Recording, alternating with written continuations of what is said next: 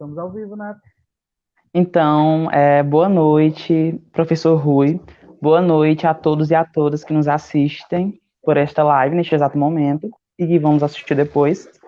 É com muito prazer que eu estou mediando essa live para que a gente possa falar sobre um assunto tão importante, de uma relevância tão imensa aqui no nosso país, que é a educação, que infelizmente nesses tempos de pandemia vem sofrendo grandes, grandes desafios e que a gente vai tentando aos poucos com análise do que vem acontecendo de novo, tentando solucionar, né? Tentando ver como é que a gente consegue evoluir.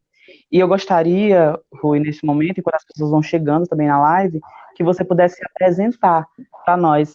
Antes disso, deixar claro que o Coletivo Ágora ele vem fazendo semanalmente essas lives, esses momentos ao vivo, justamente pela pandemia, pela quarentena está acontecendo, é um momento difícil, em que as pessoas não têm, muitas vezes, informações precisas, são muitas informações, isso acaba deixando as pessoas muito confusas, e é uma forma também de entreter as pessoas. Então, boa noite mais uma vez, professor Rui, eu gostaria que você se apresentasse para nós. Boa noite, Neto. Boa noite, pessoal do Movimento Ágora. Meu nome é Rui, né? Eu sou natural aqui de Caval, como vocês me conhecem, e sou professor de Sociologia na Rede Estadual de Ensino, né? No caso, dou aula na Escola Monsenhor Carneiro, e já há 10 anos, né? Que eu trabalho com a Sociologia no ensino médio. Me formei em Ciências Sociais, né? Sou licenciado e bacharel em Ciências Sociais.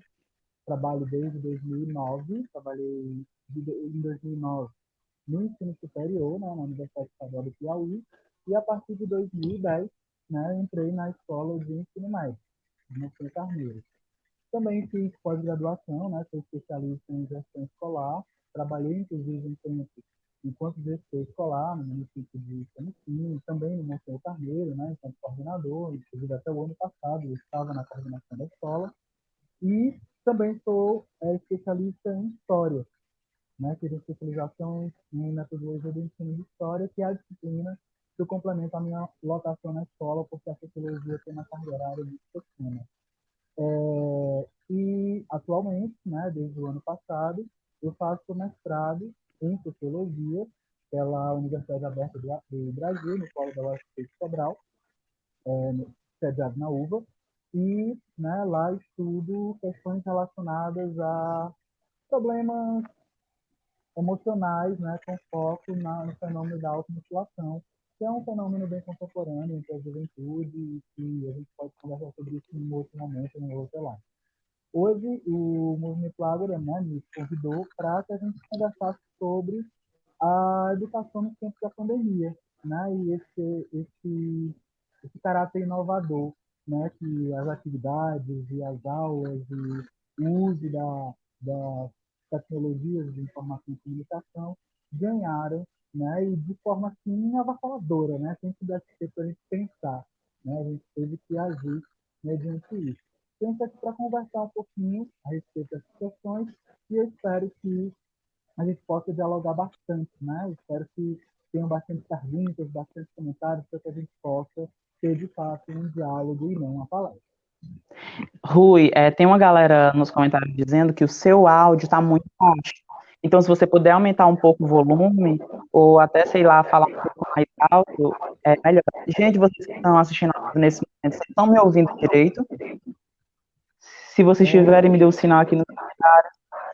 Eu tentei aumentar aqui um pouquinho o meu volume, né? Se tiver melhorado, comenta. Se não tiver melhorado também, né? Então, está tentando aqui melhorar a conexão. Ok? Pronto, qualquer coisa, você fala só um pouco mais alto, um pouco mais devagar, que talvez as pessoas consigam entender melhor. Tudo bem. Professor Rui, eu vou começar com uma pergunta assim, bem ampla, mas de imediato eu peço que você não se aprofunde tanto nela. É mais para que a gente possa introduzir mesmo o assunto. Como você vê a educação no Brasil atualmente?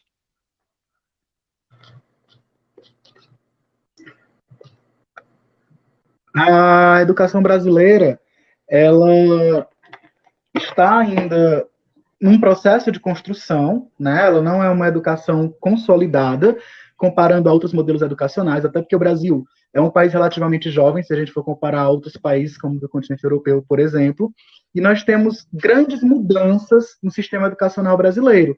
Né? A própria Lei de Diretrizes e Bases da Educação do país, nós já estamos na sexta edição dela. A última edição foi feita em 1996, né? Ainda nos anos 90. Então, é um fenômeno muito recente.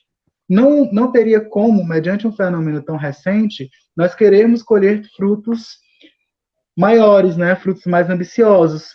E aí, a tristeza, né, que a gente tem mediante essa troca, essa mudança no sistema educacional brasileiro muito constante, é a constatação de que a educação brasileira ela não é uma educação de sociedade, de política, né? Ela é uma educação de políticos, né? A cada presidente, a cada ministério da educação diferente, a gente vai ter um sistema educacional diferenciado.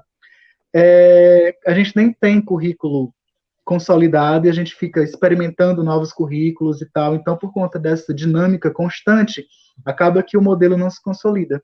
E os frutos, claro, são verdes. Muito bem, professor. E puxando o gancho já para essa questão da educação no Brasil atualmente, o que a gente vem percebendo é que o governo e as escolas, consequentemente, né, acabaram por adotar as chamadas aulas remotas, né, as aulas em EAD, as aulas à distância. E eu queria que você explicasse para nós qual seria a diferença básica dessas aulas em EAD, aulas à distância, e essas aulas remotas, qual seria a diferença e qual a contribuição delas para o nosso aprendizado?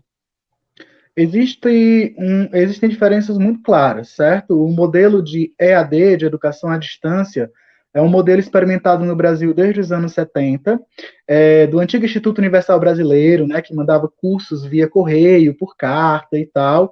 E esse modelo, com a inclusão da informática e da internet, ele veio crescendo no Brasil.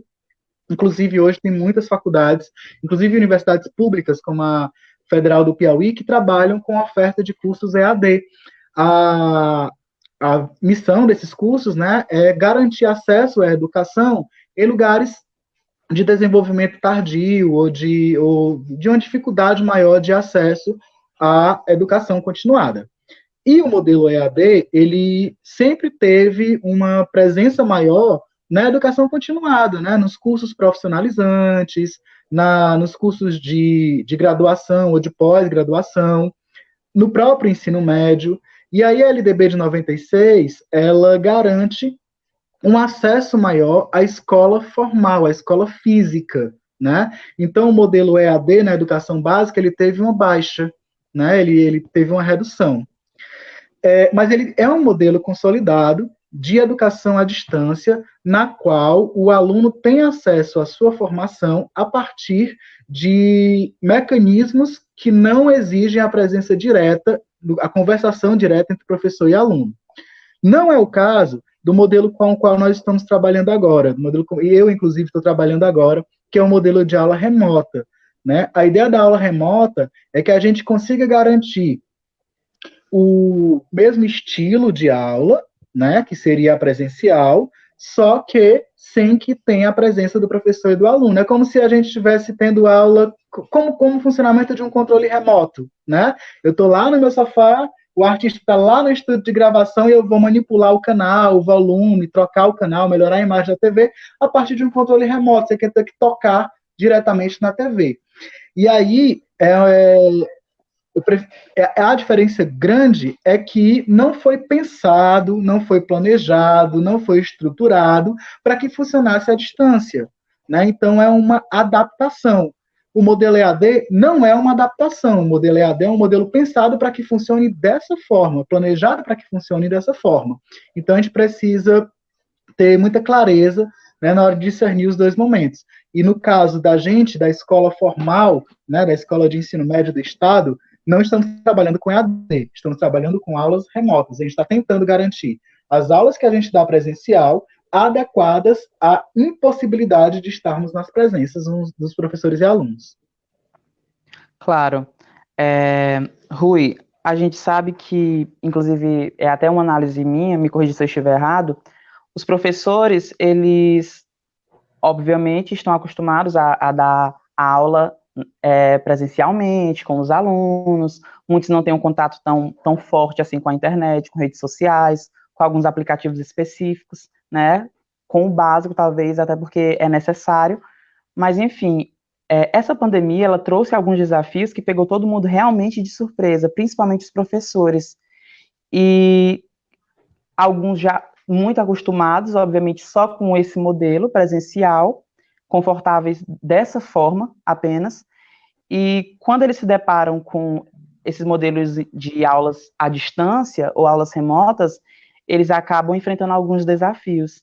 E eu queria perguntar para você se você, particularmente, teve algum desafio nesse sentido de adaptação, até mesmo em relação à internet, ao sinal, ou até na desenvoltura, na qualidade da aula, e se você conhece também a realidade de professores, colegas seus, que relataram que não se sentem à vontade com as aulas, se existe um desafio nesse sentido, ou se é impressão minha ou de quem não participa diretamente desse processo.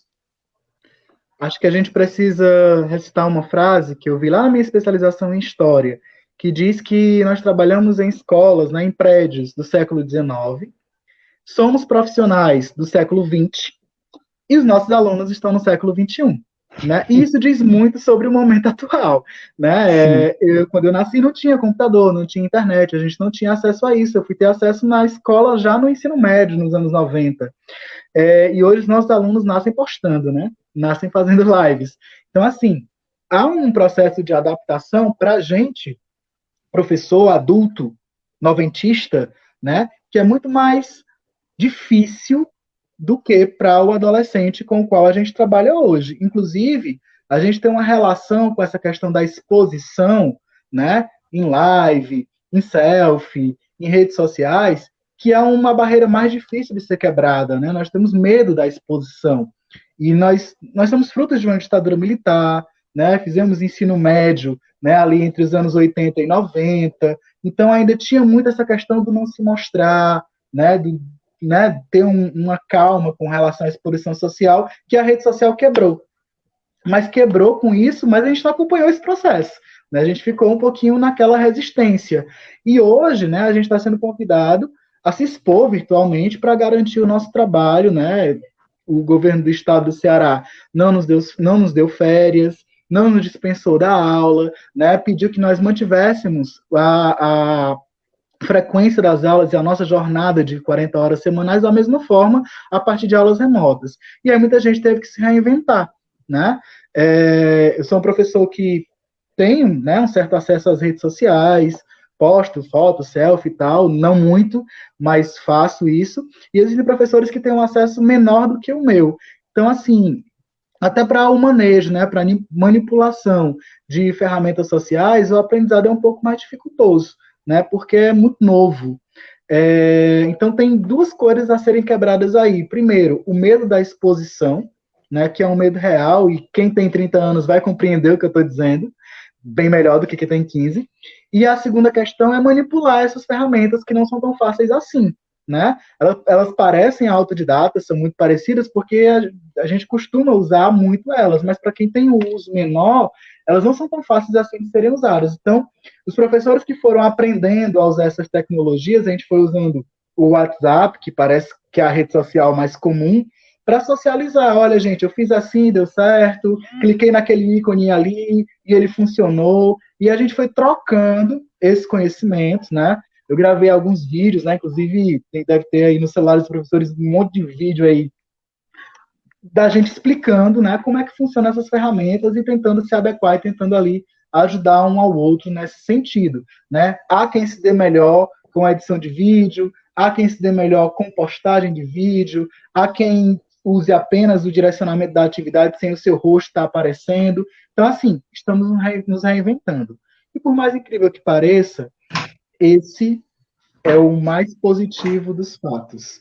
Né? O fato da gente estar aprendendo a manipular ferramentas da internet com mais afinco e de estarmos nos reinventando. Esse aprendizado, essa reinvenção tem sido o maior lucro até o momento. Acho interessante que você fala que para você, você confirma, né, que não deixa de ser um desafio. Você confirma também que tem já uma facilidade, tem uma interação interessante com os meios sociais, com as redes sociais, com as mídias, e para você é desafiador. E a gente fica pensando, imagina para quem nunca teve tanto contato assim, né, com essa exposição que você bem citou. Eu gostaria de mandar ao Marcelo, nesse momento, essa união é fundamental. A Neis Sotero é a mais pura verdade. Um abraço, um beijo para minha amiga Ana Costa, tá? Para o João Pedro, para a Jamile, Corrente do Bem, para todo mundo que está assistindo essa live, tá? Muito obrigado, é um momento muito importante. Rui, agora eu vou falar de um ponto um tanto quanto polêmico, atualmente, nesse exato momento. Talvez o mais polêmico em relação à educação no Brasil, que é em relação ao Enem. Recentemente, surgiu uma propaganda na televisão, nas redes sociais, nas mídias sociais, em que o governo federal impulsionava, o Ministério da Educação impulsionava as pessoas, e está impulsionando as pessoas a estudarem da forma que podem em casa, no contexto muito claro, na minha visão, de meritocracia, né, de que se você estudar, você vai conseguir fazer o Enem, consequentemente vai ter êxito. E eu queria falar um pouco sobre isso agora.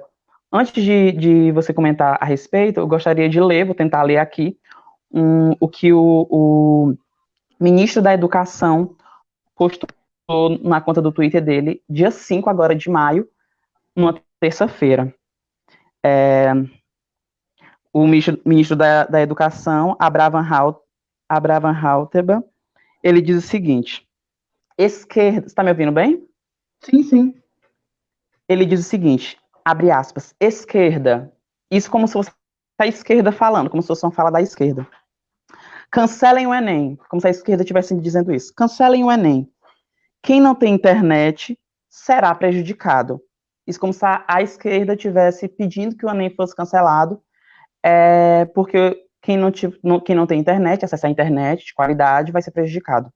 Aí ele coloca como resposta, e eu continuo aqui como abre aspas, e quem não tinha em 2015, em 2016, demos recursos para as escolas terem internet, fizeram a quarentena. Sugestão: com 50% do fundo eleitoral, todos os estudantes pobres terão internet em casa. Não desistam, estudem. Fecha aspas. Então, ele postou isso no Twitter dele, na conta oficial do Twitter, agora dia 5 de maio, terça-feira, e causou uma polêmica, né? Algumas pessoas acharam tanto quanto absurdo, justamente por ele estar fazendo referência, acredito, aqui, que com o dinheiro do auxílio emergencial as pessoas vão ter condições para ter uma internet de qualidade e, consequentemente, estudar para o Enem de uma maneira equiparada com todas as pessoas. Eu quero que você comente a respeito dessa propaganda, extremamente meritocrata, pedindo que as pessoas deem o seu melhor dentro de casa para fazer para ter êxito na prova, em relação a isso que ele postou, que vem corroborar com essa ideia do Enem, que está previsto para acontecer agora, a partir da primeira semana, as primeiras semanas de novembro, com possíveis alterações, né? Isso no formato presencial e no formato digital. Isso vem sendo pressionado por alguns movimentos estudantis e tem uma polêmica, mas o próprio presidente da República, ele afirmou que pode ser que o Enem seja adiado, mas que ele vai acontecer esse ano. E muitas pessoas são do contra. Queria que você comentasse tudo isso que eu explanei para você nesse momento em relação à possibilidade do Enem acontecer ou não neste ano. Bem, primeira questão, a gente pode fazer uma análise da própria propaganda que o MEC fez, né, a respeito do Enem. Estudem em casa, estudem de qualquer jeito, peçam ajuda ao seu professor virtual, estudem como der. E aí, gente, tem gente que está preocupada com o que vai comer, né? Tem gente que está Sim. preocupado com o dinheiro que vai colocar dentro de casa para garantir a refeição daquele dia do seu filho. Não dá para garantir conexão à internet, né? E outra, com fome, ninguém estuda, não.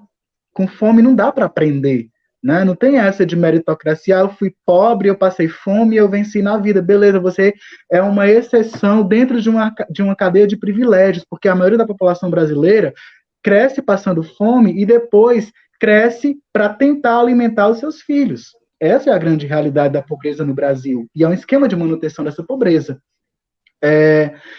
Então não dá para dizer estude de qualquer jeito, estude de qualquer forma. É um desrespeito enorme à realidade social brasileira. Aquela propaganda é esdrúxula, né? Primeiro, pela forma como a galera faz live ali. A própria posição, a forma como o celular está posicionado, né, já é errada, porque a gente sabe que não era aquela forma que se grava um vídeo, né? Então, assim, já dá para começar a rir da propaganda a partir dali. Segundo, os ambientes em que os alunos aparecem lá, né, nos seus quartos, com computadores e tal, num local assim bacana, sendo que menos de 50% da população brasileira tem o ideal para acomodar uma família, que seria 2 pessoas por cômodo. Né? Então, assim, menos da metade da população brasileira tem uma casa que caiba 2 pessoas por cômodo, que dirá um estudante, né, num ambiente ali com mesa, com quarto, com computador e tal. Então, aquilo ali é uma fuga à realidade brasileira. Inclusive, tem um amigo que postou esse caráter esdrúxulo, né, da propaganda do Enem, e eu fiz um comentário ali, e acho realmente uma falta de respeito, uma falta de conhecimento. Parece que foi o pessoal da Noruega que fez essa propaganda e não as pessoas que vivem no Brasil, né? Queria saber, inclusive, que tipo de análise o ministro da Educação faz quando monta uma propaganda dessas. Segundo, existiu aí, fazendo críticas ao ministro da Educação, que qualquer outro professor, né, com um pouco mais de habilidade, teria um projeto político melhor para o ministério, né? Essa pessoa está no lugar errado, né? E eu afirmo isso. E aí, gente, que tipo de acesso à análise da realidade social brasileira essa pessoa teve quando lançou uma propaganda dessas? Foi lançado, no início do governo Bolsonaro, um fundo ministerial, né? Ele colocou ali uma porcentagem da verba brasileira, né, da verba federal brasileira, para os ministros. E deixou esse fundo em aberto. A única exigência é que se tivesse um projeto para uso desse fundo, cada ministro poderia fazer da forma como achasse mais viável. O Ministério da Educação foi o único que teve devolução desse fundo. Né? Esse fundo não foi usado na educação brasileira. Por quê? Porque não houve tempo para que o ministro elaborasse um projeto para o uso do fundo ministerial. Né? E tempo para fazer live falando porcaria no site do MEC todo dia, tem, né? Falando bobagens, né? Inclusive trazendo aí análises muito esdrúxulas sobre a educação, sobre a alfabetização das crianças brasileiras. Em resposta a essa propaganda do Enem feita pelo MEC, né, estude de qualquer jeito, de qualquer forma, tem uma outra propaganda que foi feita por estudantes de ensino médio, né, real, que inclusive eu compartilhei nas minhas redes sociais, tem muita gente compartilhando aí, que fala sobre a real análise do quadro, né, dos estudantes brasileiros que estão terminando o ensino médio, e que não dá para parar para estudar, né? E aí você fala, poxa, Rui, mas você está dando aula online, está dando aula remota, está garantindo a aprendizagem aos seus estudantes, e diz que não dá para estudar? Não, não dá. A nossa escola não está atingindo 100% dos estudantes, nós não estamos conseguindo chegar a todos. Alguns conseguem, de fato, garantir acesso, garantir internet. Nós temos estudantes que, semana passada, foi que conseguiram fazer o seu primeiro acesso a um sistema. Então, a gente está conseguindo garantir a aula. A gente está conseguindo distribuir a atividade. E, assim, fazer com que os estudantes cumpram a carga horária letiva. O que não quer dizer que eles estejam sendo preparados para o Enem da forma como a gente sempre fez. Eu tenho 10 anos de história no ensino médio, e uma das metodologias às quais eu mais me apeguei ao longo desses 10 anos foi o preparo para o Enem. Quem assistiu os meus aulões em Camusim, em Barroquinha, em Chaval, né, sabe do meu empenho voltado para essa questão do Enem e do quanto eu me apropriei disso, né, de como se inscrever, de quais são os truques, de como a prova é montada, de o que é a teoria de resposta ao item e tudo mais. E eu afirmo, da forma como nós estamos trabalhando hoje, não garantimos preparo para os estudantes do Enem da forma como garantimos os anos anteriores, porque não dá, é uma realidade diferente, certo? E aí o adiamento do Enem, ele é um reconhecimento de que o povo brasileiro, de fato, não está em dias normais, né? Em que os estudantes pré-universitários brasileiros estão precisando de uma atenção maior, porque de fato estão. E aí dizer que o Enem é uma competição, que o Enem é meritocrático, que os melhores vencerão, é uma mentira. É uma mentira. O Enem foi criado para recensear o ensino médio brasileiro e, a partir desse recenseamento, garantir melhorias nele. Se nós não conseguimos dar esse acesso, dar essa melhoria a partir de um reconhecimento da realidade brasileira a partir do Enem, a gente não está fazendo Enem. Para a meritocracia, a gente tinha o vestibular tradicional. Então, se a universidade brasileira for devolvida aos brancos, ricos e privilegiados, que se acabe o Enem, desde que cada universidade faça seu vestibular tradicional como era feito antes. É a maneira mais fácil de continuar mantendo o pobre onde ele nasceu, foi na pobreza e na miserabilidade, e manter o rico onde ele nasceu, que foi no lugar de riqueza e que só aumenta, né, pisando na cabeça da pobreza e garantindo aí que os assalariados, né, façam um serviço pesado para que a galera enrique, certo? Então, é uma crítica forte que eu tenho, sou super a favor ao adiamento do Enem, e digo isso não como um militante, digo isso como um profissional que trabalha com essa metodologia de preparo para o Enem e que afirma que não consegue, não dá para garantir o mesmo preparo da forma como está. Então, a maneira mais clara, né, a maneira mais eloquente de trabalhar com isso é o adiamento do Enem. E na Câmara dos Deputados é uma discussão já batida, né, que o Enem de fato tem que ser adiado. O Senado já se posicionou a favor, o STF também já se posicionou a favor. Então só falta mesmo que a Presidência da República, através do Ministério da Educação, pare de pensar em ideologizações da educação e entenda que o projeto educacional brasileiro necessita de um adiamento do Enem, sim, em 2020. Então, para você, seria inconcebível que o Enem acontecesse nesse ano, certo? E fazendo até um resumo do que você falou, de fato a gente percebe que essas aulas, elas infelizmente não conseguem chegar a todo mundo, né? Ainda tem pessoas que não conseguiram assistir aulas, tem gente que talvez nem saiba que está havendo aulas na escola, alguns comentários de professores nesse sentido. E mesmo que chegasse a todos, o que infelizmente não acontece e não vai acontecer, como estão chegando, né? Como essas aulas estão chegando a essas pessoas, mesmo que todo mundo tivesse acesso, será que de fato isso tornaria mais equiparado a capacidade das pessoas de terem um êxito nessas provas? Eu acho que fica esse questionamento para nós, e principalmente aí para o presidente da República e para o Ministério da Educação. Vamos dar uma olhadinha aqui nos comentários. Nossa, muitos comentários. Deixa eu ver. Jéssica Suzy, quero uma live, Jeff Oliveira e Cacazinha Silva. Idma Duarte, ótima live. O Rui se posiciona muito bem. As perguntas relevantes do momento e parabéns, Antônio Neto. Muito obrigado, Lidman. Tá vendo aí, Rui? Uhum. Rivênia Ferreira, boa noite. Com toda essa vivência conturbada no momento, vemos inúmeras providências para que minimizem as perdas dos nossos alunos. Adorando a live. Muito obrigado, Rivênia, tá? O prazer é todo nosso. É uma honra, na verdade. O João Pedro Rui dizendo que você sempre é sensato, né? Errado não tá. A Jamile dizendo que concorda plenamente. A Neice. A Jennifer dizendo que você representa ela. A Ivana, a professora Ivana, estamos aprendendo a aprender e nos reinventando para ultrapassar esse momento, de fato, né? De fato.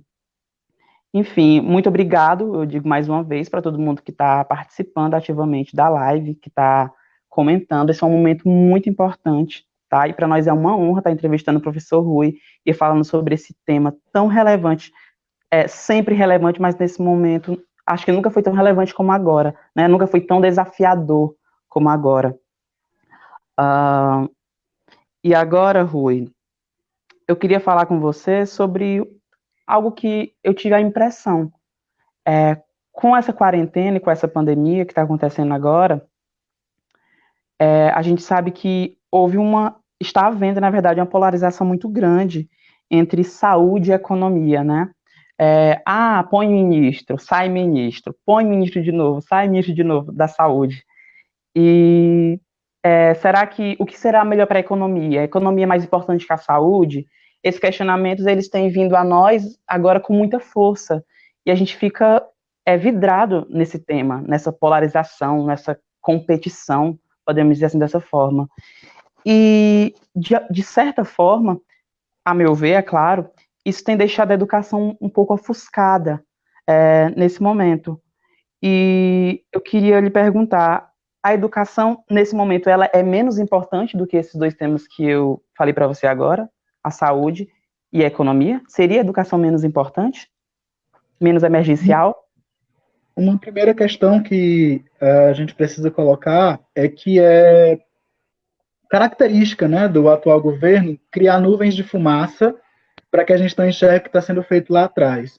Então, esse entra e sai de ministro, essa briga, né, por uma questão política, causar polarização do povo e a gente fica lá brigando no Facebook e tal, é para que a gente se entreta, né, e não consiga enxergar questões mais amplas, né, questões que estão para além dessas briguinhas, desses cacuetes. E aí eu me incluo nessas briguinhas também, porque existem situações em que a gente não consegue se aguentar, né, o dedo coça e aí não vou morrer de coceira, eu faço as críticas sim. Mas, enfim, não é uma situação normal o troca-troca ministerial na área que está sendo mais afetada pela pandemia, que é a saúde. Né? A primeira coisa que a gente precisa ter em mente é que isso não é normal. O presidente, ao invés de pensar em medidas de assistência à saúde, de garantia, de melhoria dessa assistência, ele pensa em um ministro que obedeça a ele a partir de uma ligação telefônica ou de uma mensagem de WhatsApp. Isso já ficou claro, porque os ministros que desistiram, né, que entregaram o cargo, eles entregaram também o jogo. Né? Eles disseram que essa atitude, né, cerceada, limitada, né, que o governo exige deles, os afoga, né, os deixa sem ar, para que eles consigam agir. E aí, dentro da saúde, algo que me preocupa muito é a tentativa de uma minimização da pandemia. Né? Tomem cloroquina, vamos deixar em isolamento social apenas as pessoas que são do grupo de risco ou os mais afetados e tal. Minha gente, é como se a gente estivesse dizendo assim, vamos pegar, vai todo mundo tomar banho nessa piscina, mas quem naquele cantinho ali é permitido que vocês façam xixi, né? Só naquele cantinho da piscina. A água é a mesma. Vai estar tudo contaminado do mesmo jeito. Certo? Então, assim, o isolamento social ele é necessário. A assistência às pessoas afetadas pela doença, né? Porque existe uma diferença entre ter o vírus e ter a doença. As pessoas afetadas pela doença, a assistência hospitalar, ela é necessária e deve ser, né, um plano de governo, deve ser prioridade do governo garantir essa assistência e não estar em busca de um ministro que se adequa às vontades dele. Então, assim, é esdrúxulo, é desrespeitoso com a sociedade brasileira e falar sobre economia, que economia está sendo representada? Né? Qual é o capital, de fato, que está sendo aí defendido? Uma análise que eu faço, primeiro, é que só estão conversando com os grandes, né? Apenas os grandes empresários, os ricaços aí é que têm voz aos ouvidos da presidência da República, não somos nós. E outra coisa que ficou clara é que o pequeno trabalhador, o assalariado, aquela pessoa que fica no pé do balcão, o que fica carregando o peso dos caminhões nas costas, é que de fato sustenta a economia. E a galera que tem dinheiro está sentindo falta dessa galera que não tem. Né? Então, faz falta você ter pessoas que trabalhem para você, que movimentem a sua economia. E aí o Karl Marx já falava do processo de mais-valia. Né? O trabalhador ele sustenta uma economia que ele não sabe calcular, que ele não faz ideia, que o salário dele está muito abaixo da economia que de fato ele produz. Então, assim, trabalhadores do mundo, né, tenham consciência que são vocês quem sustentam esse negócio, são vocês que fazem dos donos do capital ricos, ok? E aí você me perguntou se a educação nesse momento, né, me parece menos importante do que a saúde e a economia. Não, de fato, não é um assunto menos importante. No entanto, nós estamos em uma situação de crise muito forte.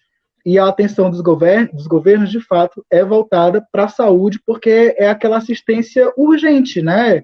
Se não for prestar essa assistência, as pessoas vão morrer, como tem acontecido em Manaus, por exemplo, né? No estado do Amazonas, as únicas UTIs que existem são localizadas na capital do estado. Então, as pessoas que moram a 1.000 quilômetros de Manaus, que têm que atravessar rio para poder chegar lá, não vão ter acesso a uma UTI, não vão ter a sua vida preservada a partir da saúde. E aí, a calamidade da saúde pública, ela se evidencia nesse momento. É quando a gente consegue enxergar de fato o quanto nós estamos aquém de uma assistência à saúde satisfatória, né? Minimamente satisfatória. E a gente que mora em pequenas cidades sabe o quanto há de encaminhamento hospitalar, né, das nossas pequenas cidades para cidades maiores por falta de uma assistência à saúde maior. Então, uma área muito calamitosa, é uma área muito precária. Os profissionais de saúde são extremamente desrespeitados. Hoje é que está se discutindo piso salarial para enfermeiro, né, algo que deveria existir há muito, muito tempo atrás. Sou muito solidário aos profissionais que trabalham na saúde, apesar das críticas, né, que a gente ouve as pessoas falando de alguma assistência não prestada, de algum estresse passado, de algum atendimento que não foi satisfatório, mas os profissionais brasileiros são verdadeiros heróis. Não são heróis que estão enfrentando uma pandemia, não. São heróis porque deixam seus filhos em casa para cuidar dos filhos dos outros. São heróis porque abrem mão do seu sono em um plantão de 24 horas e quando dá a 24ª hora não conseguem sair porque tem doente demais ainda no hospital para ele dar conta. Então, assim, os profissionais da saúde, de fato, merecem um plano de cargos e carreira melhor, merecem melhores condições de trabalho e merecem uma atenção maior da nossa sociedade, sim. Haja vista que a gente teve que criar os mais médicos, né, trazer o povo de Cuba para que tivesse médico no interior, porque os médicos só querem trabalhar na capital, afinal é onde tem condições mínimas para que eles trabalhem, né? Não vão vir para um lugar onde eles não vão conseguir garantir o mínimo da efetivação do trabalho deles. Então, é uma área que precisa de uma atenção muito grande, sim. A economia brasileira, ela é comprometida, mas ela é comprometida com o capital estrangeiro e com os grandes bancos. Quem, de fato, acaba com a economia no Brasil são os grandes bancários, são os grandes banqueiros, com as taxas de juros imensas, né? Não é à toa que são 3 trilhões que foram dispensados do governo federal para o fundo bancário nesse último mês, 3 trilhões de reais. Então, assim, dizer que um país que sustenta os bancos da forma como ele sustenta, que o Brasil não tem dinheiro para garantir melhores condições de saúde, é mentira. A verba brasileira é mal administrada e as pessoas que estão acostumadas a terem os grandes lucros dessa verba não querem abrir mão nesse momento, não querem sair da sua zona de conforto. Inclusive, há notícias de pessoas que estão desde o dia 15 de março, quando houve a primeira morte, com UTIs particulares alugadas, pagando milhões de reais, para garantir, caso precise, que ele vá ter a UTI. Enquanto nos hospitais públicos as pessoas estão morrendo nas filas. Então, assim, cabe de fato a gente refletir bastante sobre a economia brasileira.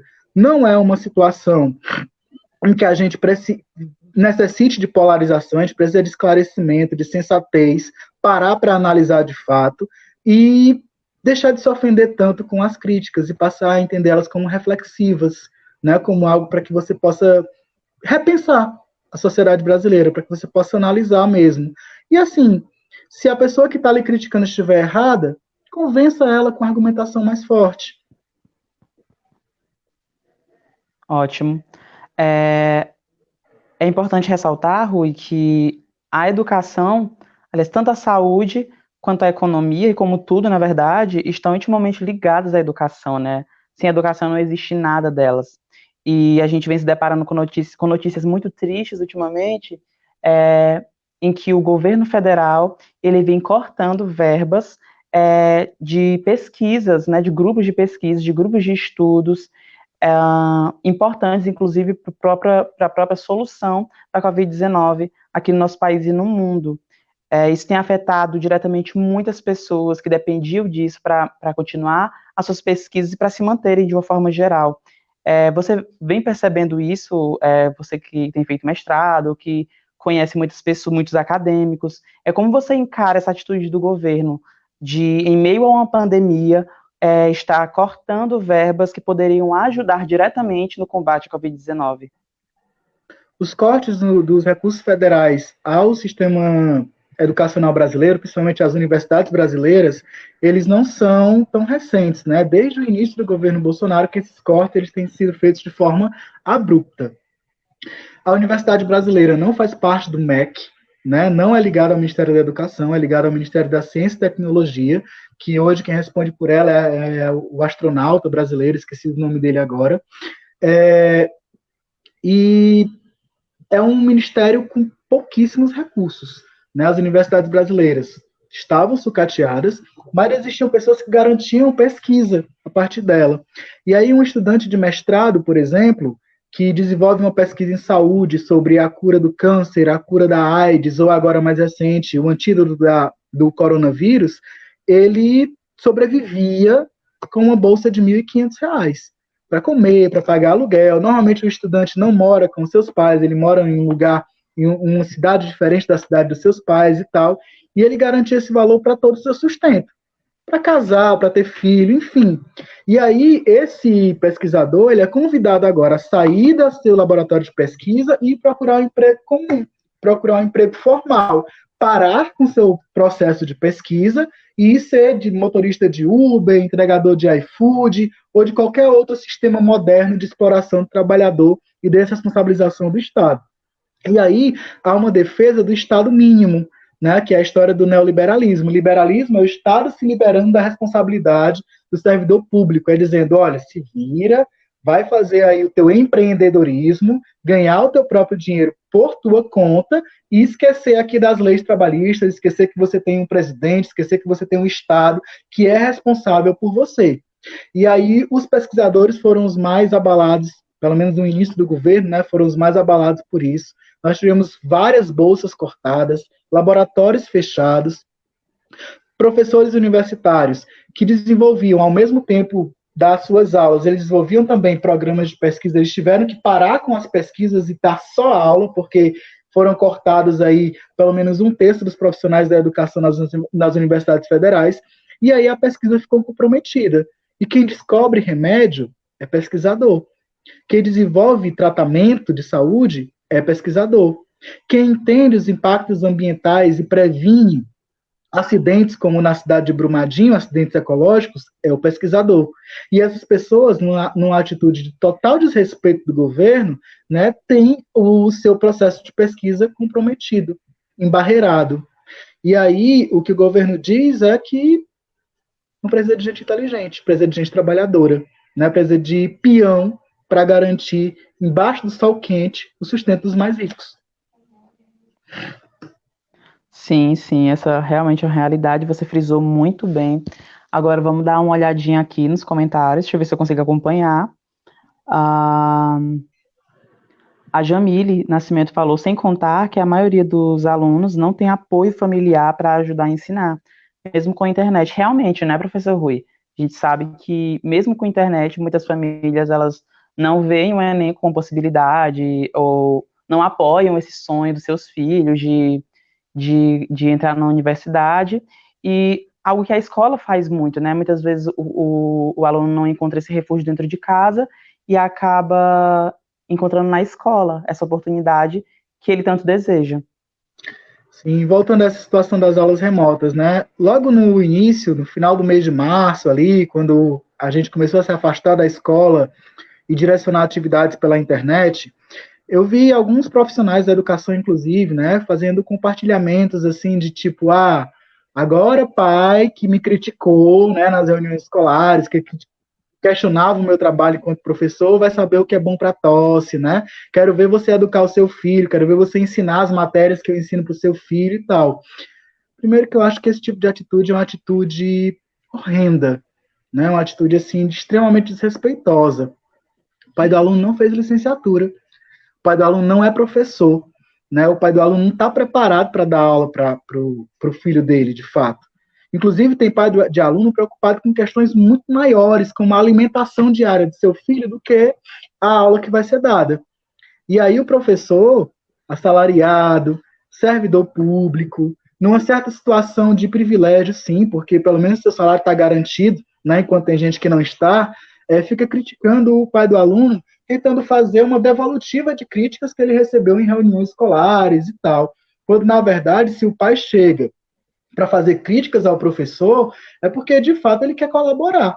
É porque, de fato, ele se preocupa com a educação do seu filho e dizer, eu não tive esse acesso e eu não tenho como garantir essa aprendizagem, mas eu tenho como acompanhar o seu trabalho e contribuir para ele, mesmo que seja com crítica. Né? Então, eu fiquei muito triste com essa situação de professor querendo criar atrito com o pai a partir das críticas que recebeu, e dizer que os pais estão sendo extremamente parceiros nesse momento. Né? Tem pai de aluno que nos procura para saber a atividade do seu filho, para saber como a coisa está sendo feita. Tem pai de aluno que economizou para poder garantir a compra de um celular, para garantir conexão à internet na sua casa, para que seu filho pudesse estudar. Tem pai de aluno que procura, né, os funcionários, um ou outro que ainda vai na escola, né, que ainda existem situações que funcionários precisam ir até a escola para garantir algum atendimento, e que vai lá conversar com os profissionais para saber como a coisa está andando. Então, as famílias são parceiras, sim, mas são parceiras dentro dos seus limites, dentro das suas possibilidades.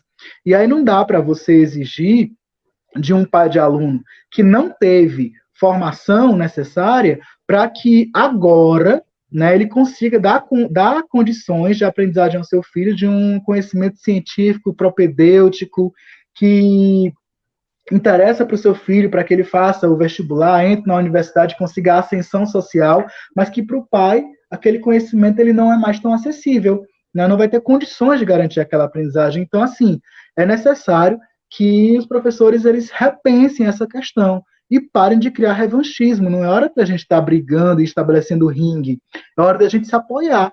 E aí, o melhor apoio, eu defendo, é você ter empatia, né? Você saber reconhecer quais são os limites e as possibilidades do outro e trabalhar para o progresso a partir desses limites, dessas possibilidades, e não de estar criando revanchismo.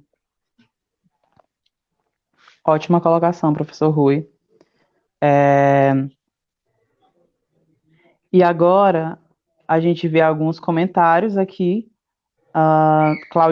Claudinei Mota, professor Rui faz parte da minha carreira estudantil e a você, você, Neto, meu amigo, parabéns. Claudinei Mota, muito obrigado.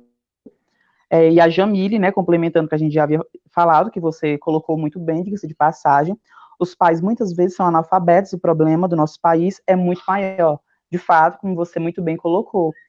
E uma pessoa colocou aqui uma pergunta: será que se tivesse o Enem, o tema da redação poderia ter a ver com a pandemia, né? Se souber a pandemia? Antes de você responder esse questionamento em relação à redação do Enem, ao tema que está relacionado não com a pandemia, eu gostaria de fazer uma observação que deve ser muito gratificante para você, né, Rui? Tá aqui representando todos os professores num momento tão difícil e vendo esse apoio da galera, eu gostaria de agradecer mais uma vez, muito obrigado. É muito importante a gente ver que a educação não está perdida, que as pessoas se preocupam e que as pessoas veem também a educação como um carro-chefe para que esse problema ele acabe não atingindo proporções maiores, ele acabe aos poucos se diluindo. Isso é muito gratificante para você. E tem muita gente lhe elogiando, tá? Gostaria que você falasse sobre isso também. Muitos ex-alunos seus. E respondesse a indagação com a sua experiência como professor em relação ao Enem. Você acha que se houver, de fato, uma redação, um Enem esse ano, se a redação, se existe a possibilidade da redação ter alguma ligação com a pandemia ou com algum tema atual nesse sentido, né? Do que a gente está vivendo agora. Bem, primeiramente agradecer aí aos ex-alunos, né, pelas felicitações e tal. É muito bom ter esse reconhecimento, né? É uma situação que me emociona muito quando o Enem ainda era fora do Chaval, ou mais recentemente, quando o Enem já acontece aqui na cidade, E você chegar no pós-ENEM, né, na semana pós-ENEM, e o aluno dizer, olha, professor Rui, eu lembro de uma questão lá do Enem, algumas questões eu lembrei muito das suas aulas, lembrei muito do que você falou, lembrei muito das suas dicas para responder e tal. Então, isso é extremamente gratificante porque você percebe que você colaborou, né, para que aquela pessoa tivesse sucesso no objetivo que ela estabeleceu. E, assim, tem muita gente, né, que traz esse feedback, traz essa devolutiva, e isso é extremamente gratificante e prazeroso. É isso que faz com que a gente não desista, né, da melhoria da educação brasileira, ok? E eu carrego muito essas lembranças, sabe? Os meus ex-alunos são pessoas que eu costumo lembrar e tal, que eu gosto muito de estar estabelecendo contato. Às vezes acontecem algumas pegadinhas, né? A pessoa 10 anos depois mudou e disse, professor Rui, e a gente fica, meu Deus. Mas enfim, todo professor passa por isso. Mas assim, sobre a pandemia ser tema da redação do Enem. Bem, não sou especialista nos temas de redação do Enem, né? Nós temos, inclusive, na Escola Monsenhor Carneiro, professoras que trabalham muito mais diretamente com essa questão da redação em si, mas algumas diferenças podem ser feitas. O tema da redação do Enem, por exemplo, ele nunca é um tema que sugira críticas fortes ao governo federal. Né? Então, se há um plano de governo a ser criticado, como, por exemplo, a minimização dos efeitos da pandemia no país, ou a defesa da economia brasileira em detrimento à saúde do brasileiro e tal, se o tema for direcionado para esse sentido, ele não vai para a redação do Enem, certo? E o Enem trabalha com temas polêmicos, sociais, mas que exijam também uma proposta de intervenção, né? No final, ele exige uma proposta para melhoria daquele problema. É uma dissertação, então você discute o problema, argumenta a respeito dele, apresenta esse problema e, no final, oferece uma proposta. E a pandemia, ela já tem uma proposta de minimização, né? Uma proposta da gente conseguir lidar com essa questão, que é o isolamento social. Então, não teria como a gente finalizar os textos da redação de uma forma satisfatória, né, falando da pandemia, porque é uma questão que não tem muita margem para se discutir. Né? Ao redor da pandemia, existem muitas questões que se podem discutir, mas a maioria delas geraria crítica ao governo federal. Então, acredito eu, né, que não seria uma aposta para a redação do Enem, não. É até uma dúvida, né? Eu já fiz o Enem 2 vezes e eu também fico me questionando. Só que quando a gente tenta comparar com os outros anos, a gente nunca viveu nada parecido com isso, né? De fato, eles nunca buscam algo tão forte assim que possa levar as pessoas a criticarem diretamente o governo. Mas tudo tem se voltado muito para isso, a gente vive isso, a gente está respirando essa quarentena, enfim, isso tem nos afetado de uma forma como nunca nada havia afetado antes, pelo menos em relação à nossa geração. E vamos aguardar, né? Espero que seja um tema que contribua para que as pessoas desenvolvam seu senso crítico e consigam uma boa nota. E eu gostaria que você falasse agora um pouco, Rui, sobre, assim, você já falou, né, sobre a situação da educação no Brasil, com algumas especificidades, com algumas realidades, mas agora eu queria que você falasse de uma maneira mais específica ainda, sobre a realidade de Chaval e da nossa região, né, essa região que você tão bem conhece, já trabalhou em Amarelas, em Camusim, em Barroquinha, já trabalhou em várias cidades da nossa região e atualmente está trabalhando também na Escola Monsenhor José Carneiro da Cunha, escola estadual aqui da cidade de Chaval.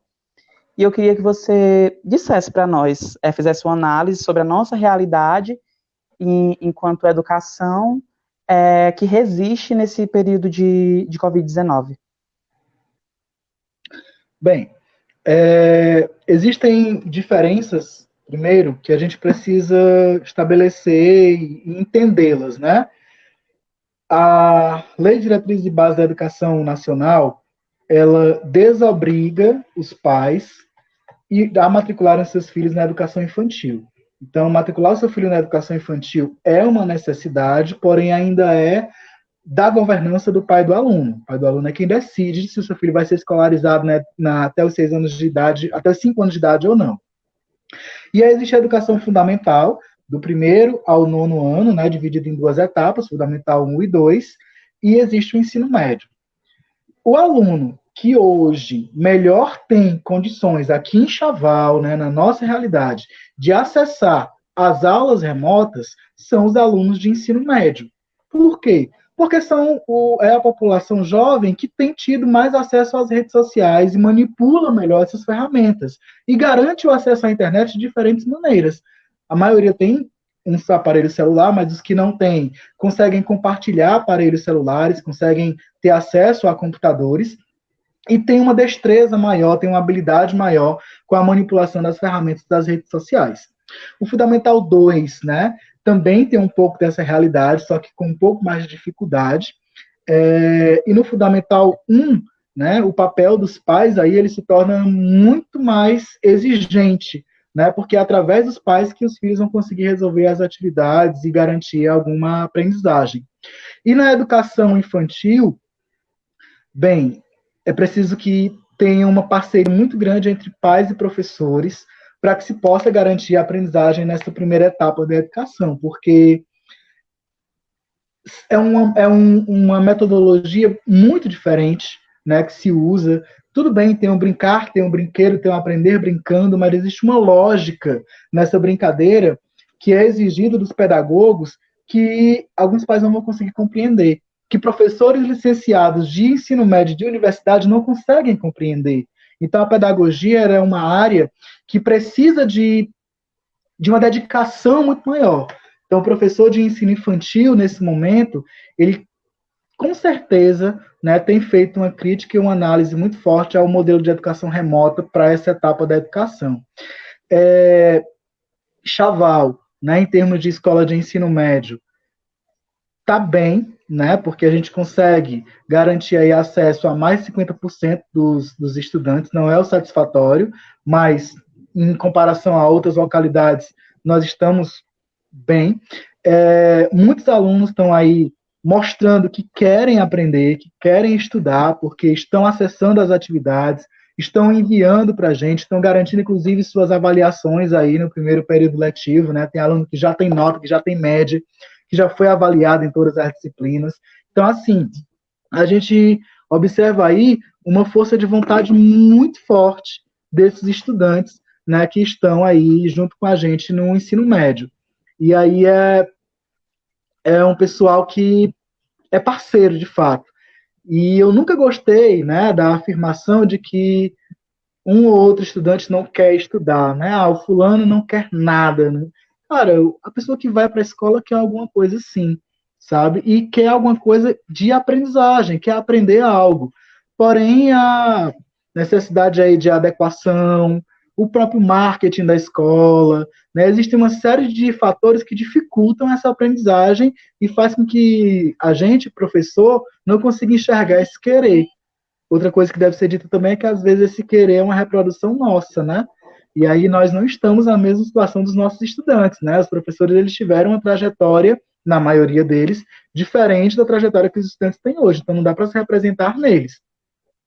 Fico muito feliz quando eu vi a manifestação das escolas municipais em também adotarem as aulas remotas. É extremamente importante que se tenham essas aulas para que os alunos tenham uma rotina de estudos, tem um cotidiano aí, né, e que os professores também consigam garantir a continuidade do seu trabalho.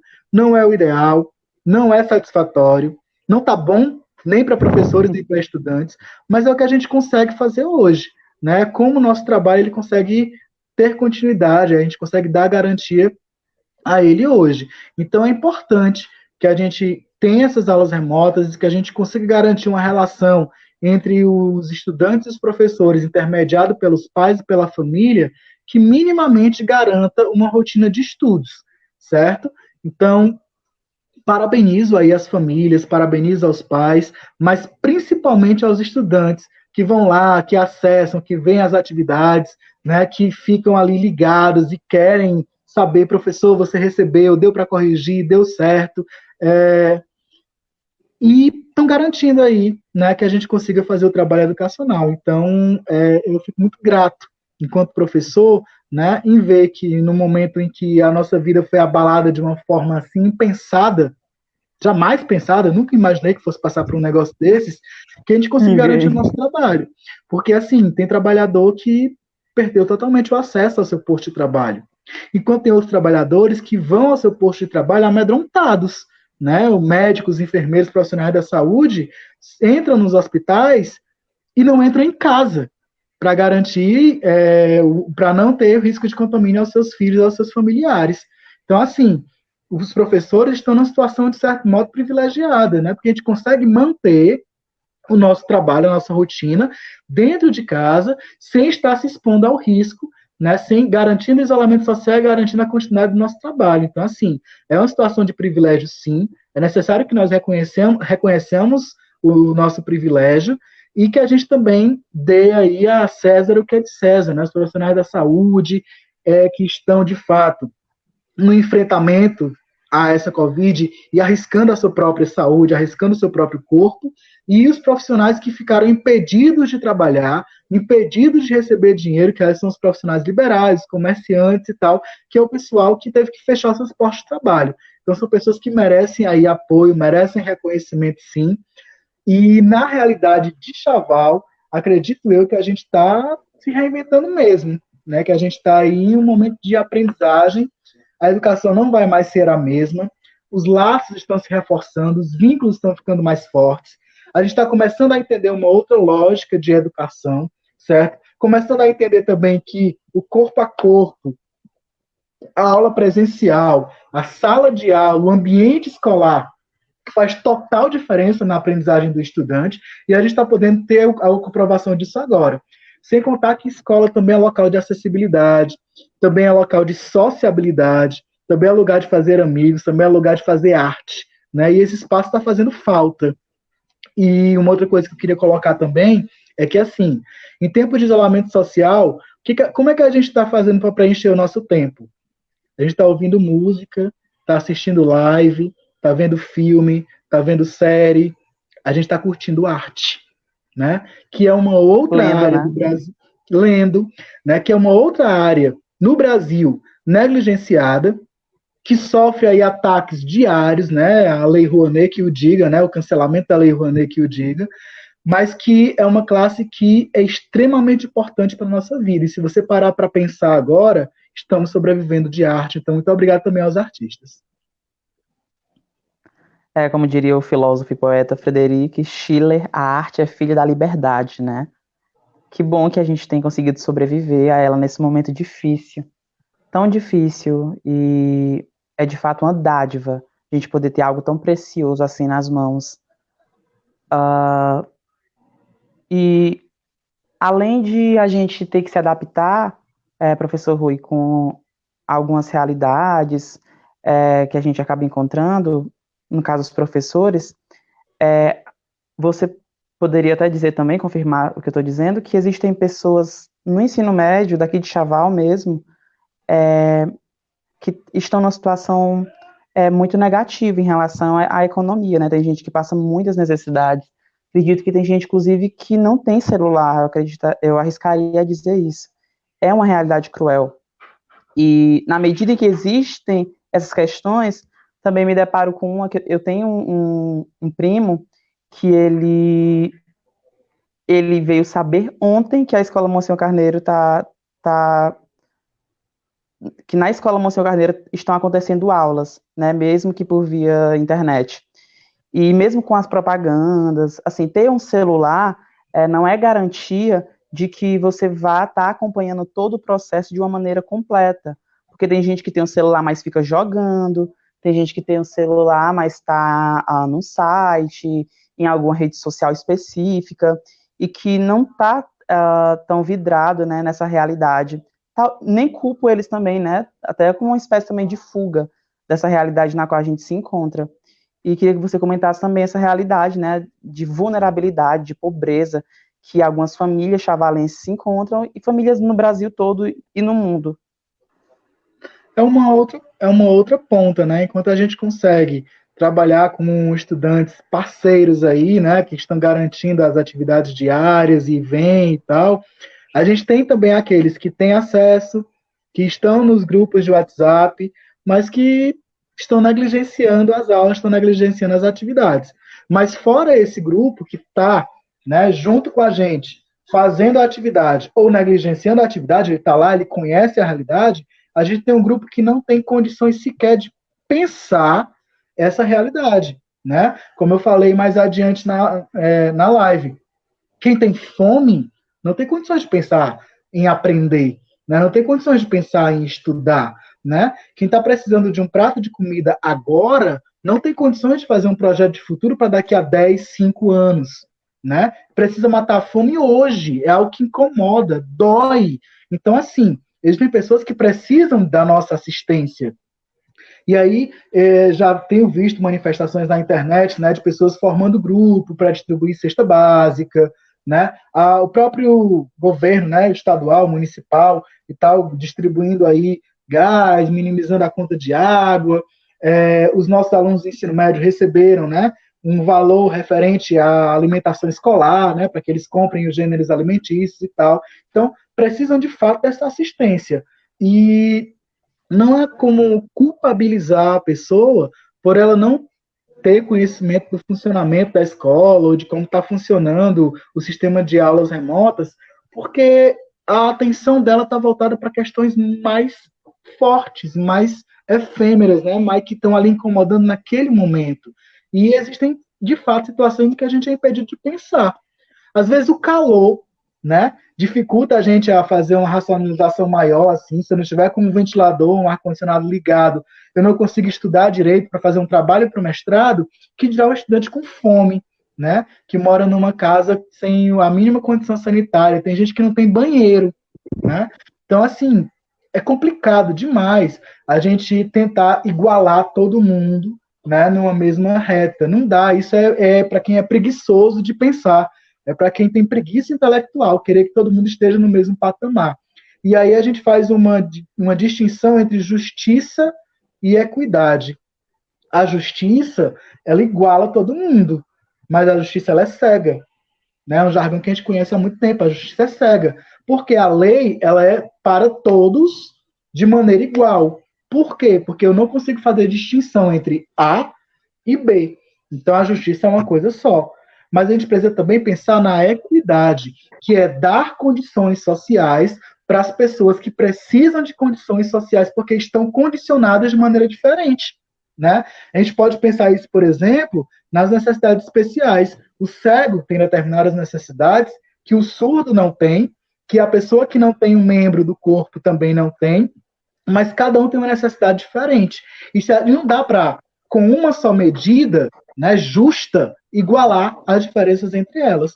Assim como também nos condicionamentos sociais, as pessoas não conseguem se igualar de maneira justa. Elas precisam se igualar de maneira equânime. Precisamos garantir a equidade. Cada um precisa de uma assistência dentro da sua necessidade, dentro do seu nível. Tem aquele estudante que tem um espaço com mesa, com computador, com internet, com a mãe ali fazendo o almoço quentinho na hora certa e que tem condições de estudar, mas tem aquele estudante que, se não sair para trabalhar em alguma coisa, para ajudar a sustentar sua mãe ou seus irmãos, não consegue comer, não consegue garantir a sua alimentação. Então, a gente precisa ter essa visão um pouco mais equânime, sabe? E aí, a equidade, ela vai garantir a empatia, que é você reconhecer os limites e as possibilidades do outro e entender qual assistência esse outro precisa dentro dos seus limites, das suas possibilidades. Se a gente começar a pensar nisso, a gente vai conseguir colocar em prática um jargão que a gente fala muito e que a gente pratica pouco, que é a única coisa que nós temos de igual são as nossas diferenças. A única coisa comum entre os seres humanos é que cada um carrega uma diferença. E se a gente pensar e não praticar isso, a gente continua na mesma. Então, pratiquemos as nossas diferenças e tenhamos empatia com relação à diferença do outro. Essa ideia de equidade, ela vem corroborar, inclusive, com a ideia de igualdade material, né? Que seria justamente essa ideia de tratar os desiguais de maneira desigual na medida das suas desigualdades, né? De perceber que, de fato, nós somos diversos, nós temos as nossas especificidades, como você colocou muito bem aqui nessa live, e que é preciso que o Estado olhe para essas diversidades, para essas realidades diferentes, né? Tratar todo mundo igual talvez não fosse a melhor solução para que os problemas diminuíssem. A Alice, ela tem uma indagação aqui que eu achei muito importante. Ela diz o seguinte: Rui, você que convive diariamente com as juventudes, qual o nível de percepção crítica temos? Qual o nível de percepção crítica temos? Você entendeu a pergunta? Sim, entendi. E aí esse nível de percepção crítica, ele perpassa por uma mudança de geração muito forte. Quando a gente convive com a juventude mais de perto, como numa escola de ensino médio, a gente consegue perceber essa mudança. Mais ou menos voltando para a minha juventude, né, nos anos 90, né, sou um noventista aí de fato, vivi a infância e parte da adolescência nos anos 90. E a gente tinha essa história da perspectiva de futuro, né, a vida vai ser melhor no futuro. O Lu Santo cantava isso para a gente, né, eu vejo a vida melhor no futuro. Então os nossos projetos de vida, eles tinham essa ambição de melhoria, de emancipação. E se a gente pensar na juventude hoje, né, esse ideário de ver a vida melhor no futuro, ele está um pouco diluído. Né? A gente olha para frente e a gente percebe possibilidades de piora. A questão ambiental, né, nos anuncia possibilidades de piora. A exploração do capital nos anuncia possibilidades de piora. Se a gente tinha antes o sonho de passar no concurso público, hoje a pessoa tem o sonho de pelo menos conseguir ser motorista de Uber, né? E aí o Estado é totalmente desresponsabilizado por essa pessoa, né? Se ela se acidenta, se ela é roubada. Então, assim, as condições de trabalho acaba gerando para o jovem uma visão de futuro um pouco menos esperançosa, um pouco mais catastrófica. E aí isso cria no jovem um anseio de agir no agora, né, de fazer valer o agora, a história do protagonismo, né, eu quero realizar agora a coisa, né, você repara inclusive no jovem contemporâneo esse anseio para que a coisa aconteça logo, a rapidez, a falta de paciência, né, mas por quê?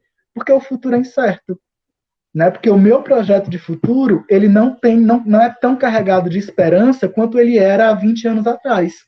E isso é algo que é característico da nossa sociedade atual e é a visão crítica sobre a nossa realidade, ela é emancipatória. Se eu critico a minha realidade atual, é porque eu quero que ela melhore no futuro. Se eu estou fazendo as minhas realizações agora, eu tenho pressa para que a coisa aconteça nesse momento, a minha crítica ela está um pouquinho comprometida. Ela vai se diluir, né? Porque o espaço que eu ocupava com a criticidade para que o futuro melhore, hoje eu ocupo com o fazer valer agora, porque o futuro é incerto. Não sei se eu me fiz compreender, mas é esse discurso meio desesperançoso e apressado, né, que a juventude vive hoje. Foi lindo, Rui, que você falou. Lindo mesmo. Muito obrigado. A Jamile falou assim: deixo uma frase de Immanuel Kant para vocês dois como reflexão. O homem não é nada além daquilo que a educação faz dele. E o Roniel Félix disse: é verdade, Rui, a educação não pode parar. Olha, a Juliane Lima falou assim, Rui: melhor professor que já tive, muito fã, eu.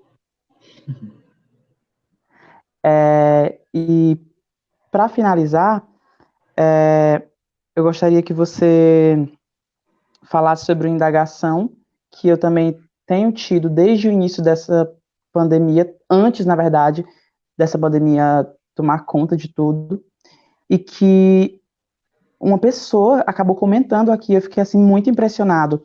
Eu tinha organizado aqui na minha agenda que ela seria a última pergunta, e nos finalmente da live a gente se depara com um questionamento. Acho que eu nem vou precisar desenvolver a pergunta, não é mesmo? É a pergunta do Fábio Oliveira. Ele diz o seguinte: Rui, você poderia comentar um pouco sobre a desvalorização de áreas como história, sociologia, filosofia dentro do atual cenário da educação brasileira, pois é recorrente vermos ataques a essas áreas. Paulo Freire que o diga. E de fato, né, a gente vem percebendo que de uns tempos para cá Isso acontece já há muito tempo, óbvio. Esses cursos eles acontecem de uma maneira com muita resistência, na realidade, mas há muita perseguição nesse sentido, né? Muita perseguição. A própria filosofia, inclusive, que eu faço parte, que foi tirada, de uma certa forma, aí da BNCC, da Base Nacional Comum Curricular, e que vem sofrendo duros ataques, que influenciam diretamente na maneira crítica, como a gente pensa, né, no nosso pensamento crítico, nosso questionamento. Eu queria que você falasse um pouco sobre esses ataques que as humanas vêm recebendo, né? Qual a importância da área de humanas atualmente nesse cenário? Como elas se encaixam também? Bem, vamos tentar estabelecer links com algumas falas minhas anteriores, certo? Primeiro, essa última fala aí do comentário sobre a criticidade do jovem contemporâneo. As disciplinas de história, de filosofia e sociologia, elas são muito fundadas nessa questão da crítica ao tempo atual. São ciências que tiveram aí uma releitura, no caso a sociologia, ela nasceu, né, no período moderno, né, então era um período de industrialização, que o homem queria a sua emancipação, queria melhorar e tal, queria ascender socialmente. Então, essa visão de futuro esperançosa, ela nasce aí também. Né? Então, as ciências humanas elas se apegam muito a isso e muito fundadas na questão de eu vou criticar a minha sociedade atual, meu modelo de vida atual, para superá-lo e ter uma vida melhor no futuro. Né? Então, as ciências humanas elas são pautadas nessa melhoria do futuro, da vida no futuro. E hoje nós temos uma visão de futuro desesperançosa. Né? E aí a filosofia crítica ela ajuda muito a gente a pensar nisso, né? Nessa questão de você pensar no desencantamento do mundo, né? Desencantamento não só no sentido científico, mas desencantamento agora no sentido afetivo mesmo. Né? A gente olha para o mundo no futuro e diz, poxa, não será melhor. E aí, isso faz com que a gente negligencie um pouco os conhecimentos das ciências humanas. São ciências que estão ali para te incomodar, né? Para fazer você parar, pensar e projetar o futuro. Eu tenho pressa de fazer tudo aqui e agora e já, porque o futuro é incerto. Então, o convite para eu parar, pensar e projetar me parece um convite incômodo, porque eu estou ansioso. Né? E aí, a sociedade nossa está ansiosa não só no sentido do jovem que não enxerga o futuro. Todos nós estamos ansiosos. Não é à toa que a gente está tomando ansiolítico aí como nunca se tomou no mundo. Né? Nós somos pessoas aí muito afetadas pelas questões emocionais. Hoje em dia, a ansiedade é talvez a questão mais forte aí, causadora das depressões e tudo mais. Nunca se teve tanto transtorno de ansiedade. E aí, as ciências humanas, elas te convidam à reflexão. Quem reflete se incomoda. E as pessoas não estão abertas ao incômodo. Elas não estão abertas a se desencantarem com o mundo que estão vivendo agora para poder superar. As pessoas hoje querem agir, querem fazer, querem praticar, né? Querem acumular dinheiro de alguma forma, querem superar, né? Dar um up aí no sistema, sem entender nem o que é o sistema, né? Dar um up em uma coisa que você não conhece é um pouco perigoso. Mas, enfim, é essa busca, né, que a gente repara aí. Me incomoda muito algumas atitudes do empreendedorismo, né, porque em algumas situações ele significa desresponsabilização do Estado, e se a gente vota nas pessoas e a gente vive uma democracia representativa, é para que eles se responsabilizem pelas nossas vidas, sim, né? Um prefeito, um governador, um deputado, um presidente é responsável pela minha vida enquanto cidadão, né, enquanto ser social, então não posso dizer que a minha economia depende só de mim, porque não depende da pessoa em que eu votei também, seja lá em que âmbito for. E a desvalorização das ciências humanas, ela perpassa por isso também. A gente quer pessoas que ajam agora, então eu vou investir na engenharia, na informática, no sistema de comunicação, né? Que faça com que a pessoa produza capital de maneira rápida, volátil, sem um projeto de futuro, para que seja produzido no aqui e no agora. Né? Então a situação ela é linear, ela é do agora, né? Ela é aqui, rasteira. Não dá para parar para pensar em muita coisa, não, porque eu tenho pressa, né? Pressa para acumular capital, pressa para viver, pressa para realizar as minhas coisas agora, já. E aí essa pressa perpassa por uma desvalorização das ciências humanas, porque elas te convidam à reflexão, elas te convidam a parar para pensar, certo? E não é à toa que os cursos de pós-graduação, hoje, né, os mais descobertos, os que têm menos assistência de bolsa, são os cursos de ciências humanas, né? Porque você vai perguntar, na aplicação prática no mercado, para que serve um filósofo? Para que serve um sociólogo, se não for para dar aula? Né? E se a sociologia e a filosofia não estão mais no currículo escolar, vai servir de quê? De nada. Né? Vai virar motorista de Uber ou entregador de iFood, né, para acumular capital. Então, há uma desnecessidade, uma desnecessarização, não sei se essa palavra existe, mas aí os gramatas que me corrijam, do profissional da área de ciências humanas. É como se a gente tivesse perdido espaço. Mas, na verdade, não é um espaço que foi perdido. Na verdade, é um espaço que foi engolido pela ansiedade da sociedade atual, pela pressa, né, no fazer, no aqui e agora, pela essa correria desenfreada que a gente não pode parar para pensar, porque a gente tem que trabalhar 40 horas por semana, 8 horas por dia, e ao chegar em casa, eu tenho ainda que correr para o meu terceiro turno, para a minha terceira jornada de trabalho, para acumular mais capital, para ficar mais rico, para ter mais dinheiro. Eu não sei mais para quê. Não sei mais dizer, né? Em que resultará tanta ansiedade assim do mundo. O convite é que você pare, pense, reflita, né? E as ciências humanas, elas te convidam a isso. E as pessoas se incomodam quando elas param, pensam e refletem, né? Elas se incomodam de fato, porque a análise que a gente vai fazer não é positiva. E aí, existem muitas situações em que a gente pode observar isso, né? Os pais super protetores de seus filhos, né? São super protetores por quê? Porque não quer que seu filho sofra, não quer que seu filho passe por dificuldade.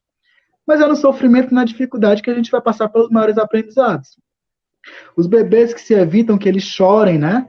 Mas a principal comunicação de um bebê é o choro, né?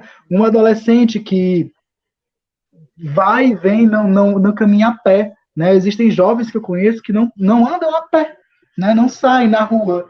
Por quê? Porque o pai leva para todo canto, protege e tal. Então, assim, essa bolha de protecionismo acaba com que a gente desconfigure o nosso futuro, que a gente não consiga entender o que é que tem mais na frente. E quando a gente olha para o que tem mais na frente, a gente se incomoda, né? A gente fica constrangido, certo?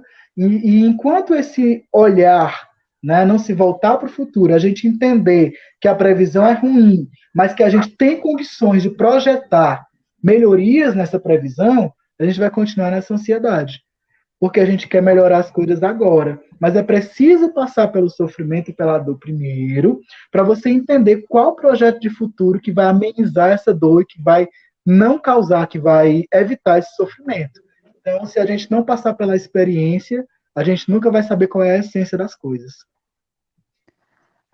A gente não é profissional da saúde, né, psicologia, mas olhando ao redor, a gente pode observar que os dados dizem que existem muitas pessoas com depressão, com ansiedade, com transtornos psicológicos, tudo isso em decorrência desse imediatismo, essa ideia de produtividade que você muito bem colocou, e que, infelizmente, isso acaba transformando os jovens socialmente frustrados, né, que desistem fácil, que, enfim, acabam não lutando por aquilo que acreditam.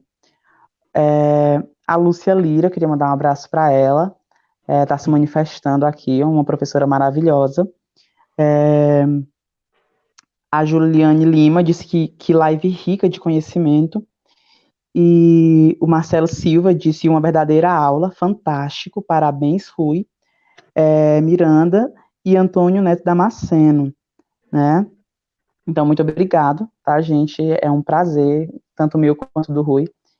E a Jamila, ela escreveu o seguinte, Rui: exatamente como Paulo Freire falou, seria uma atitude ingênua esperar que as classes dominantes desenvolvessem uma forma de educação que proporcionasse às classes dominadas perceber as injustiças sociais de maneira crítica.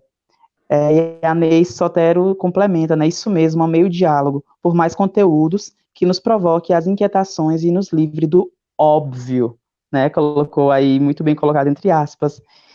E Rivênia Ferreira colocou: o que percebo é que nossa realidade tornou-se desafios constantes. De fato, né? De fato. E é impressionante a sintonia que está acontecendo aqui. Você colocou muito bem tudo que foi questionado, respondeu divinamente bem, eu parabenizo por isso. E as pessoas estão interagindo com muita sintonia, né? Na mesma vibe, podemos dizer assim, como o diálogo está se dando, e é um prazer enorme. Vamos ver. Guilherme Silva. Que aula, meus amigos. Ótimos conhecimentos de ambos. Parabéns, Rui Miranda e Antônio Neto Damasceno. Enfim, são muitos elogios. A gente fica muito honrado, né, professor Rui, por isso estar acontecendo isso em nome da educação. A gente podendo estar representando aqui acadêmicos, professores, estudantes, familiares também que estão inquietos, tanto quanto a gente, em relação a essa realidade triste e desafiadora, podemos dizer assim, né, a qual a gente vem se encontrando. E para finalizar, professor Rui, eu queria que você dissesse para nós quais são as suas sinceras expectativas em relação à situação da educação aqui no Brasil, e o que você deseja, assim, uma mensagem que você gostaria de deixar, como se todo mundo pudesse ouvir agora, a todo o Brasil. O que é que você diria para essas pessoas que estão em casa angustiadas e o que você espera? Quais são as suas expectativas em relação à educação, em relação a tudo que foi conversado aqui por nós hoje? Como eu estava falando na resposta anterior, né? Aproveite que você tem que ficar em casa, né? Que a sua ocupação diária ela foi diminuída, né? Que você está com menos atribuições. Pare para pensar, pare para refletir. Escreva o seu projeto de futuro, escreva o seu projeto de vida. O que você quer fazer daqui a um ano?